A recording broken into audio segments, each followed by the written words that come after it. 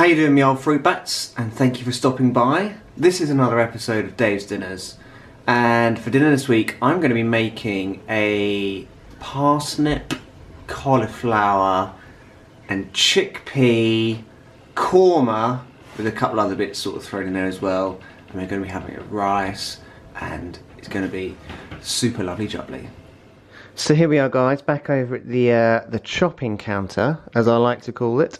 And for our korma this evening, we are going to be using a variety of different ingredients here that you can see before you. We will start over here with some lovely garlic. I'm not going to use the whole bulb. I might use half of it, but we'll see. But we have some garlic, and then we have one lime. I've got a chunk of ginger. I love ginger, it's super tasty. An onion and a parsnip. We also have a whole cauliflower over here. Again, I might not use the whole cauliflower, but we'll sort of play that by ear. I've also got a packet of microwave rice, just purely because it's quicker than doing a big batch of rice. I've also got some ground almonds to go in there. I've got a tin of chickpeas, and I've got another tin of coconut milk. I've also got two spices here. I've got ground cumin, and I've got some medium strength curry powder. And finally, I've got a small bunch here of fresh coriander. Right, so as always, I'm going to do all the prep work first, just so I don't get in a big kerfuffle halfway through. I'm not going to do the coriander just yet. That can wait sort of towards the end once everything's cooking. But I'm going to chop up the parsley, the garlic, the ginger, and the onion. Oh, and the cauliflower as well. The lime, that's for the end as well.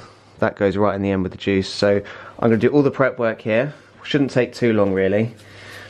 But these garlic bulbs are pretty big. So 1, 2, I think I might just do 4 of these because these are big garlics. Oh, there we go. Oh, go on then, we'll do 5. 5 cloves of garlic. So the first thing I'm going to do is cut up this parsnip. Now you can peel the parsnip, but I don't really see the point because I think it's a bit of a waste, and it tastes great with the outer skin still on. So I'm just going to chop the top and tail off. You want to cut this into smallest chunks, so if I cut that in half, the narrow end I'm just going to chop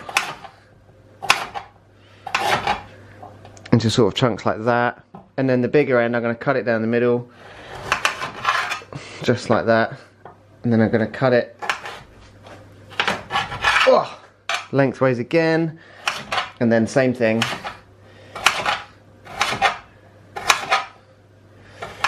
Just into chunky bits.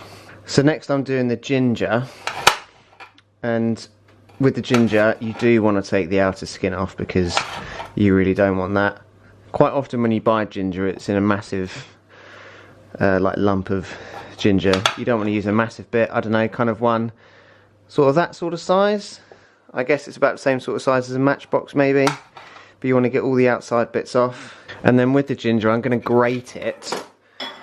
Now I'm going to do it on a separate plate so the juice doesn't go everywhere, but I'm going to use the smaller gratey bits on the grater. I'm not going to use like the big ones for the cheese because I want it quite fine. So I'm just going to keep grating this until it's all gone. Now the problem with using this grater is it doesn't really come off very well, so I just use the point of the knife to kind of like scrape it off. You can see quite a lot of juice there on the actual plate.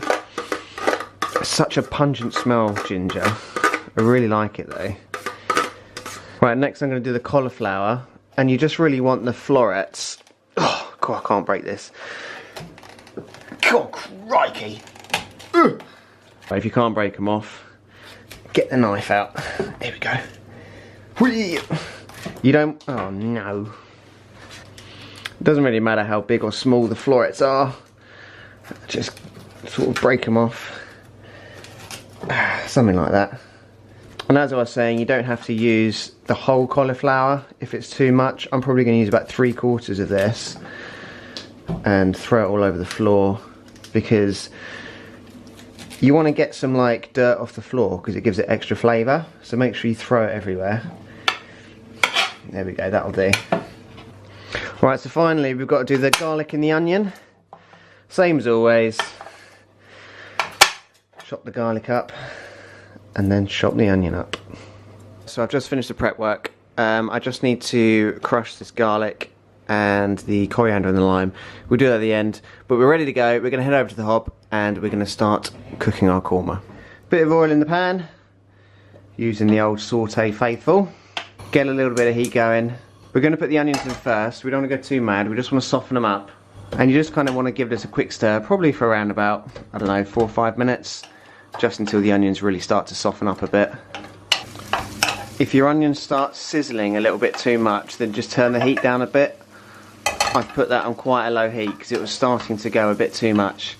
But that's just softening up quite nicely. And then next, you want to put your ginger in there. Give that a little swizzle. Oh, I should take that off for a second. And then you want to put your garlic in as well. If you haven't bought yourself a garlic crusher yet, then you're doing everything wrong and you need to get one, because they're amazing. And then put it back on the heat and give it a good stir up for around about a minute, just until everything's smelling lovely jubbly. So next we're going to put the parsnips in.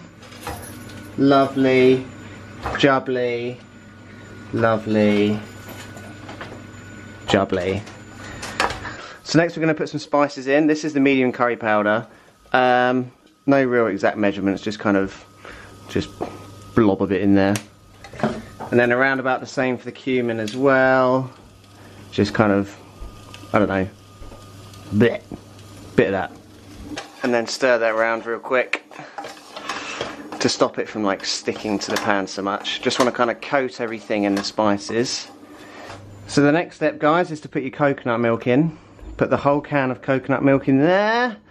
And then you want to put the chickpeas in as well. And you want to give these a quick rinse because there's a lot of gunge in the can. And you want to kind of like rinse that off because it's not that nice really. You also want to put your ground almonds in now. I've got around about 100 grams there. I'm not going to put 100 grams in it, but I'll probably do around about 50, I suppose. A little bit more. About 50 grams of ground almonds. And then mix that in as well. And then you just kind of want this to simmer really for around about 10 minutes before you put your cauliflower in. What I'm actually going to do is I'm going to put the lid on because I don't want any of the sauce to evaporate. I want to kind of keep the consistency a bit. So I'm going to put the lid on, balance my spoon on the top, and then put 10 minutes on the timer. Right, while this is cooking, every couple of minutes or so, just give it a quick stir around to make sure nothing's sort of sticking to the bottom of the pan, and that'll be fine. Alright guys, it's been around about 10 minutes. Time has just gone off. Just giving it a quick stir through. And now we just want to put the cauliflower in. Just bundle that in there. And that's pretty much it really. We're just going to push that down into the sauce a bit. And then we're going to return the lid to the top of the pan. And yeah, just kind of let it simmer again for around about another 10 minutes. Depending on how crunchy you want your cauliflower. I don't really like it super crunchy. But if you like it quite crunchy, you could probably get away with about 5 minutes.